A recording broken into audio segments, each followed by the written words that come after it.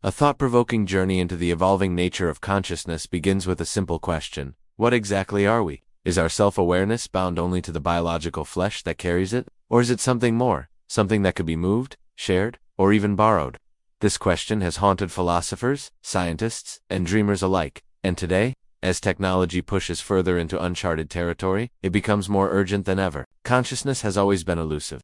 For centuries, humans tried to define it as the soul, the essence that separates us from animals. Later, science tried to anchor it to the brain, reducing awareness to neural activity and chemical exchanges. Yet no matter how deeply we peer into biology, consciousness itself, this raw experience of existing, remains slippery. It is the one thing we are most certain of, yet the one thing we cannot fully explain. Imagine a future where this mystery is not only studied but engineered. A world where the mind can be mapped with precision, every memory traced, every thought recorded, every spark of self-awareness captured as data. If consciousness is more than just a byproduct of the brain, if it is something that can be digitized, then the possibility arises. Can it be transferred? Could we take what makes us us and move it into another body, another machine, another space entirely? The implications are staggering. Consider identity itself. If your consciousness could be copied and placed into another vessel, which one would be you? The original flesh and blood, or the digital self awakened in a new body? And if two versions existed at once, both claiming to be the real you, which would hold the true identity? Or perhaps identity is not singular at all, but something more fluid, more expansive, than we ever imagined. Such possibilities make us question whether existence itself is fixed or flexible. If consciousness can be transferred, then life is no longer bound by biology. Death, once the ultimate boundary, could become negotiable. People may no longer end when their bodies fail, but continue in digital form, or even within new physical shells. What once was fantasy could become an option, a decision to be made. Do you stay in your body, or do you move on to another? But what of the risks? If consciousness can be moved, can it also be stolen? Could identity itself be hacked, borrowed, or manipulated? Just as we safeguard our data and our privacy today, in a future of transferable awareness, we may need to safeguard our very being. What would it mean to lose not just files or passwords, but the essence of your own existence? The concept of identity theft would take on a new and terrifying dimension. Then there is the question of ownership. If a corporation develops the technology to extract, store, and transfer consciousness, do they own part of you?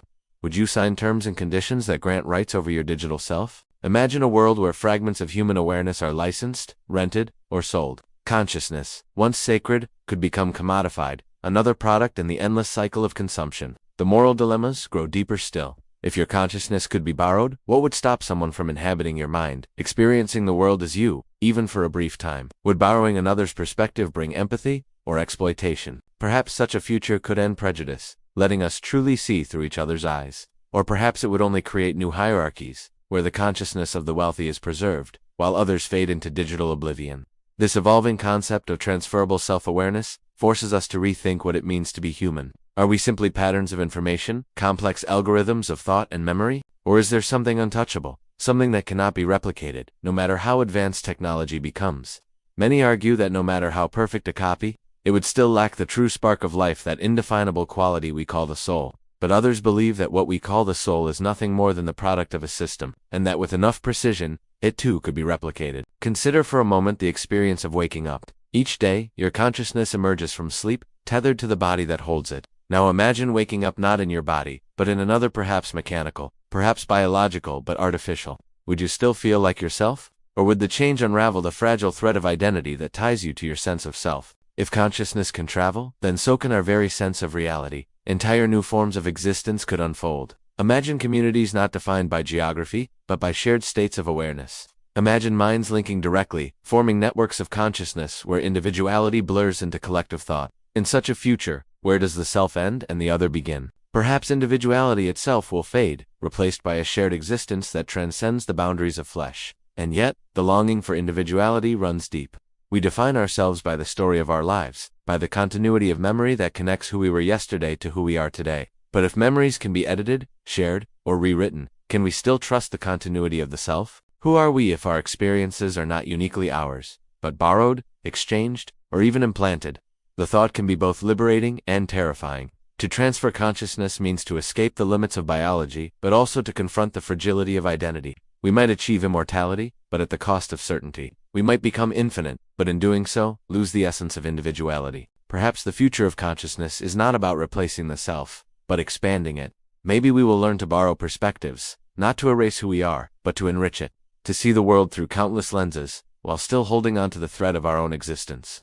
Perhaps our being is not a static object, but a fluid process, always evolving, always expanding. In the end, the question of transferable consciousness is more than technological, it is existential. It forces us to face what we value most: individuality, memory, mortality, connection. It makes us wonder whether we are ready to redefine what it means to be alive, and whether when the time comes we will choose to move beyond the boundaries of flesh, or remain tethered to the fragile miracle of the human body. The journey into this unknown is not only about the future, it is about the present. For in asking whether consciousness can be transferred, we are truly asking, what is it, right now, to be aware, to exist, to be you?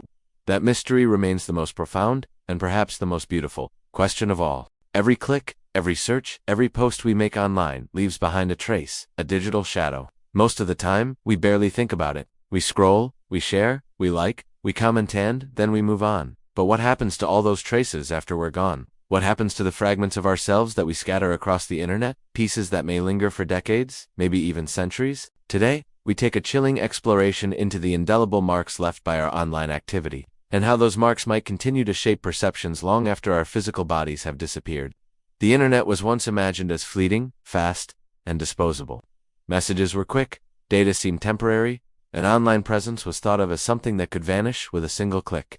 Yet the reality is very different. The internet never forgets. Posts you made 10 years ago still exist on forgotten servers. Pictures you deleted may still linger in backups, and comments you wish you hadn't made are archived somewhere in digital memory. Every digital step we take becomes a permanent part of an ever-expanding archive, and in many ways, that archive knows us better than we know ourselves. Think about it. Your social media accounts, your old emails, your text conversations, your search history, all of these combine to form a detailed portrait of your life. A portrait more honest than any diary, more revealing than any photograph, because it's unfiltered. It captures your late-night questions, your passing curiosities, your impulsive words, your changing moods. Even the things you regret are captured and preserved, waiting in the background. And while we may be able to log off, the record continues to exist.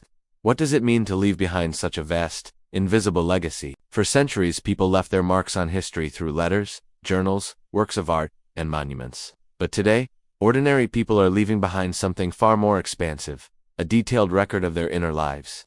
Mapped across websites and platforms woven into the endless net of data, unlike a tombstone or a photograph, this record is not simple or straightforward. It is sprawling, fragmented, sometimes contradictory. It is the ghost of a person that lingers in scattered pieces. This creates unsettling questions about how we will be remembered. When someone dies, their loved ones might look at their social media profiles, revisit old posts, or scroll through their photos. These digital remains become memorials, spaces where memory collides with technology. But who controls them? Who decides which parts of your digital self remain, and which parts fade? Corporations? Family members? Algorithms that simply keep your content online because no one told them to stop? In this way, our digital selves can outlive us, but in forms we may never intend. A picture posted in joy can be stripped of context and viewed in ways we never imagined. A comment meant as a joke can be rediscovered decades later, reshaping how future generations see us. Our digital legacy may not reflect who we truly were, but rather how the archive chooses to preserve us. The chilling reality is that we may have less control over our digital afterlives than we think. Companies profit from our data, and even in death,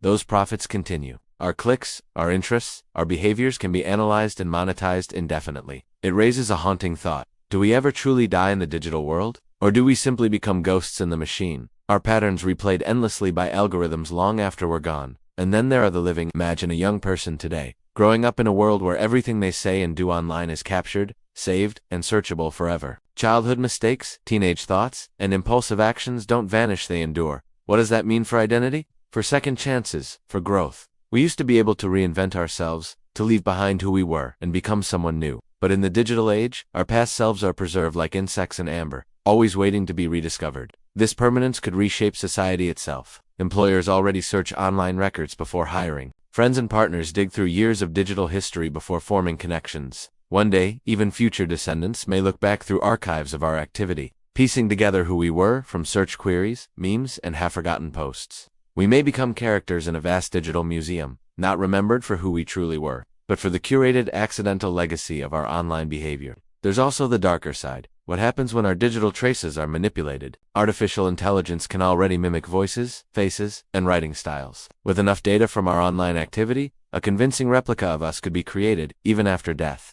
Imagine a version of you that continues to post, comment, or interact long after you're gone. Is it you? Or is it a hollow simulation, wearing your digital mask? And what would it mean if people could no longer tell the difference? Our digital marks are not only personal, they are collective. Together, they form the record of an entire era. Future historians will not rely on dusty archives or fragmented ruins. They will have access to the raw, unfiltered flood of human activity. Billions of voices, billions of perspectives, billions of lives captured in unprecedented detail. But here too lies a paradox. The more data we create, the easier it becomes to forget. In the endless noise of billions of digital marks, individual stories may become invisible, lost in a sea of information too vast to comprehend. So we are left with haunting questions. What is the true cost of living online? Is our digital presence a gift to the future, offering unprecedented insight into our time? Or is it a curse, locking us into digital prisons of memory we cannot escape? Are we building monuments to ourselves? Or are we simply scattering ashes into the wind of cyberspace, where they swirl endlessly without meaning? Perhaps the answer lies in awareness. To live online is to leave traces, and to leave traces is to build a legacy intended or not. We may not be able to erase ourselves completely, but we can choose how consciously we contribute to the digital record. Each post, each word, each image becomes part of a story larger than ourselves, one that may endure far longer than we imagine. And so we return to the central question. After we are gone, what remains of us? Is it the fading memory of loved ones, the photographs in a drawer, the stories told around a table? Or is it the endless scroll of posts and comments, the fragments of ourselves stitched together by algorithms, the ghostly presence that lingers in the digital void? The chilling truth is that both are real. Our physical selves fade, but our digital selves endure, sometimes more vividly, sometimes more permanently, than our living bodies ever could. We are building futures in which people may never truly disappear, where echoes of our online activity ripple through time, shaping perceptions of who we were. It is a strange form of immortality, not the kind we might have dreamed of, not the kind of legends and heroes, but an immortality of data, scattered and stored, imperfect but enduring. And as we move forward into this future, perhaps the real question is not whether we will leave marks behind, but what kind of marks we want them to be. Because one day, when someone searches your name, when someone scrolls through your digital ghost, when someone looks back at the traces you left behind, that will be the version of you that survives. And maybe, just maybe, it will make them stop and wonder about the fragile, haunting intersection of life, memory, and the endless archive of the digital age.